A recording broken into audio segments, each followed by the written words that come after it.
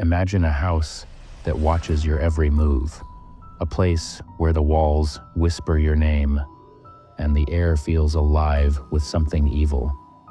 This isn't a ghost story, it's a nightmare etched in reality. A family fled in terror after only 28 days.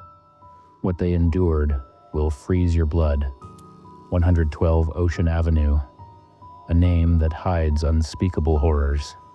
What happened there defies logic. But one thing is certain, this story will stay with you, long after the lights go out. Welcome to the Amityville Horror House. If you think you're brave enough to listen, think again. What if I told you that some houses aren't just homes? They're gateways to something much darker, something evil. The Amityville house isn't just a house, it's a prison for the damned. What happened inside its walls isn't just a story, it's a warning. And if you think this is just another haunted house tale, think again, because this story might just haunt you forever. It all started in 1974, when 23-year-old Ronald DeFeo Jr. slaughtered his entire family, his parents, his siblings, shot in their beds, execution style. But here's the twist that chills to the bone. No one in the neighborhood heard the gunshots. Not a single sound. Ronald claimed he was possessed. Voices whispered in his ears, commanding him to kill. But were they real? Or was something even darker pulling the strings? Just a year after the murders, the Lutz family bought the house at a bargain price, a steal for such a large, beautiful home. But the price they paid wasn't measured in dollars. From the moment they stepped inside, the house seemed alive, watching them, waiting for them. If they'd known the terror awaiting them, they would have run and never looked back. The haunting started small, doors creaking open, footsteps in empty rooms, cold drafts sweeping through the house. But it wasn't long before the house revealed its true nature. George Lutz began waking up every night at 3:15 a.m., the exact time the DeFeo family was murdered. Coincidence? Or was the house calling to him?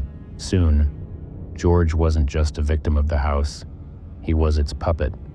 His personality changed. Anger, paranoia, obsession. The house was devouring him, and the worst part, he didn't even realize it.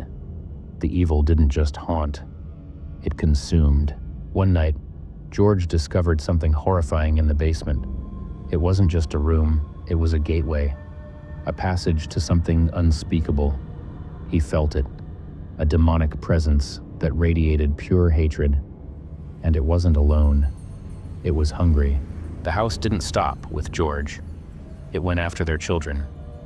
Their youngest daughter, Missy, began speaking to Jody, a demonic, pig-like entity that promised to protect her.